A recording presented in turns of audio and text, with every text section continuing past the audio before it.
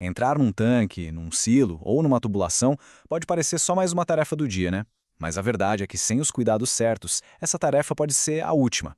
Hoje, a gente vai mergulhar na NR33, a norma brasileira que é literalmente a linha que separa um trabalho de rotina de uma tragédia em espaços confinados. E o maior perigo é justamente aquele que não se vê. Vamos pensar um pouco nessas estruturas que a gente vê direto na indústria. O que será que elas têm em comum de verdade? Não é o material, não é o tamanho. A resposta está num risco que fica escondido e que pode ser fatal. E tá aí a resposta. Todos eles podem ser espaços confinados. E olha, essa placa de aviso não é nenhum exagero. É um alerta bem literal. O ar lá dentro pode ser letal em questão de minutos. É por isso que a NR33 não é só um monte de papel. É um verdadeiro manual de sobrevivência.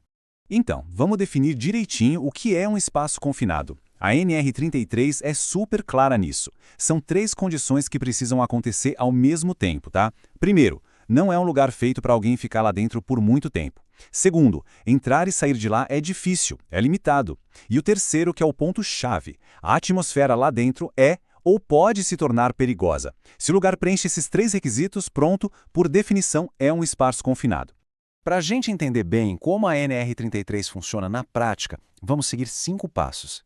Primeiro, entender qual é o perigo invisível. Depois, vamos conhecer a equipe de segurança. Em seguida, qual é a chave para a entrada, quais são as camadas de proteção e, por fim, como funciona a preparação para o resgate caso alguma coisa saia do controle. Vamos lá. Primeira parte. O perigo invisível. O que exatamente faz com que o ar dentro de um desses lugares seja um assassino silencioso? É algo que não tem cheiro, não tem cor, mas que pode ter um efeito devastador e, muitas vezes, imediato. A norma define o que é uma atmosfera perigosa de um jeito bem específico. E não é só sobre gás tóxico, não. Pode ser a falta ou até o excesso de oxigênio. Pode ser a presença de uma poeira que pode explodir. Ou ainda um risco físico, como de ser soterrado por grãos ou líquidos. Um perigo que tem o nome de engolfamento. Certo, parte 2. A equipe de segurança. A primeira regra de um trabalho em espaço confinado é simples. Ninguém trabalha sozinho. A NR33 cria um time com papéis muito claros, onde cada pessoa é uma peça fundamental para a segurança de todo mundo. O primeiro integrante é o supervisor de entrada. Pense nele como o cérebro de toda a operação. Ele não só libera o início do trabalho com a permissão. Ele tem que ter certeza de que o resgate está a postos e, mais importante, ele tem o poder de cancelar tudo ao primeiro sinal de problema. A segurança da missão está nas mãos dele. Agora, o vigia. Essa pessoa é literalmente os olhos e os ouvidos do lado de fora. A única função dele é monitorar. Ele não faz mais nada, só vigia. Se comunica com quem está dentro e, se perceber qualquer coisinha errada, ordena a saída e chama um resgate.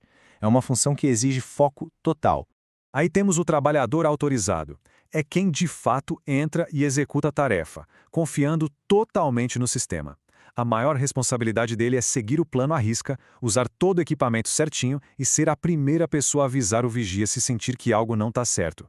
A comunicação aqui é vital.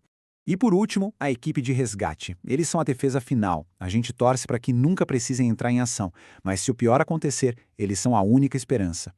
A NR33 exige que essa equipe não exista só no papel. Ela precisa treinar muito, com simulados anuais, porque numa emergência de verdade, cada segundo é decisivo. Bom, já conhecemos a equipe. Agora vamos falar da peça central que conecta toda essa operação, a permissão de entrada e trabalho, a famosa PET. Não pense nela como um simples formulário. Ela é o roteiro de uma operação onde nada, absolutamente nada, pode dar errado. É o documento que garante que cada risco foi pensado antes de alguém colocar o pé lá dentro. E olha que interessante o que a norma diz sobre a PET. Se qualquer item do checklist for marcado como não, ou se algum campo ficar em branco, a entrada é proibida. Simples assim. Não tem meio termo, não tem jeitinho, ou tá tudo 100% seguro, ou ninguém entra. É um sistema de tudo ou nada.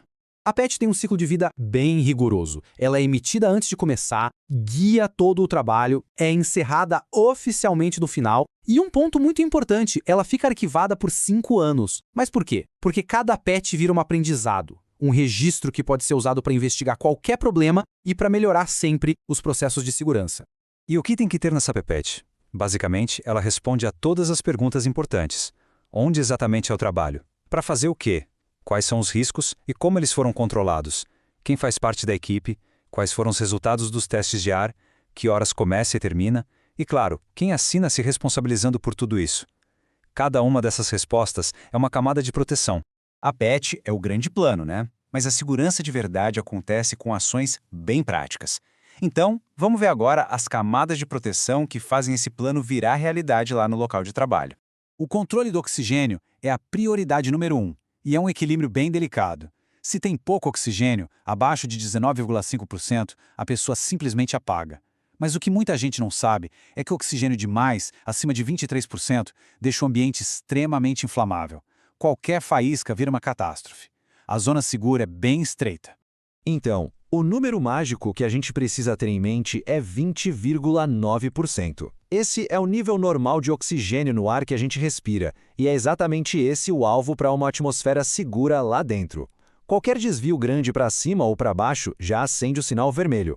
A regra é bem clara. Tem que testar o ar antes de entrar e continuar monitorando o tempo todo enquanto tiver gente lá dentro. Se a atmosfera não estiver segura, usa-se a ventilação para corrigir. E aqui tem um detalhe crucial: nunca, em hipótese alguma, se pode ventilar com oxigênio puro. O risco de incêndio se torna altíssimo. Mas e se mesmo com todos esses cuidados algo der errado? A NR33 é bem realista e exige que se tenha um plano para o pior cenário. É aí que entra o plano de resgate. Porque numa emergência não dá para improvisar. O que salva vidas é o planejamento.